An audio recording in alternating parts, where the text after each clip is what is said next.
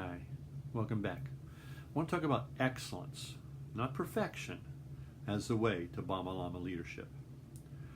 Leadership often wrestles with the tension between impossible perfection on the one side and temptation to settle for good enough. Yet, as Jim Collins reminds us in Good to Great, good is the enemy of great. And too often, reaching good becomes the ceiling, ending the aspiration for anything better. But what if there is a place beyond good and before perfection? I call that excellent. Doing the very best we are capable of with all of our heart in everything we do. The Apostle Paul wrote, "Whatever you do, work at it with all your heart, as working for the Lord, not for human masters." In Colossians 3:23. This verse invites us to a standard of excellence that goes beyond the task or title. It calls us to bring our best effort into every corner of life: work, home, relationships, even our hobbies.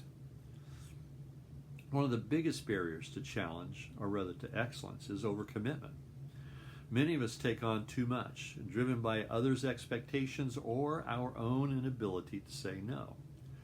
Our lives spin faster and faster, like a skateboard careening downhill, leaving little room to carry anything well, or even survive sometimes. The result, not excellence, but mediocrity. Spread thin across every area: parenting, marriage, work, health, faith, you name it.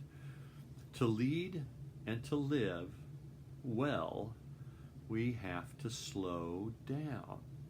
We have to set clear boundaries and focus our energies where they matter the most. Excellence demands intentional limits. Let me just say that again. Excellence demands intentional limits. The second part of Paul's verse, "as working for the Lord," reminds us why we strive for excellence. It's not about impressing people, though that validation can feel good. It's about honoring God with our efforts, making Him proud of the way we carry our responsibilities. That's a powerful motivator. When I first landed a professional job, I called my parents because I wanted them to be proud.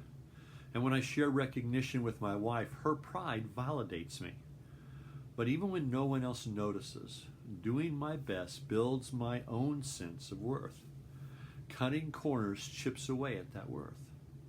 I suspect this internal tug continues to the self-esteem struggle so common in our society today. Make excellence in all things your personal motto. Build a reputation as someone who brings their whole heart and full energy to every task, no matter how small. Consider each act as if you will one day present it to God for review. Here are two key steps to excellence. Number one, focus your efforts. Limit your commitments. By saying no to some things, you free yourself to fully say yes to others. And this focus not only improves our work, but also your happiness and fulfillment. And number two, do your best so God and you can both be proud.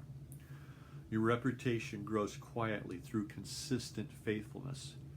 Strive not for perfection, but for excellence that honors your values and your calling. The pursuit of excellence echoes the Bama Lama metaphor I've built throughout my work. The Bama Lama carries its load steadily, refusing to collapse under weight or rush recklessly. It knows when to pause, adjust, and share the burden to keep moving faithfully over time. Leadership is not a sprint towards perfection. It is a steady, faithful carry of what matters. Excellence is the mark of a leader who carries honestly, intentionally, and with integrity, not to impress others, but to honor God and nurture those who depend on them. So, choose excellence in all things. Carry your load with the Bama Lama's quiet strength. Your leadership, your life, and those you serve will be better for it.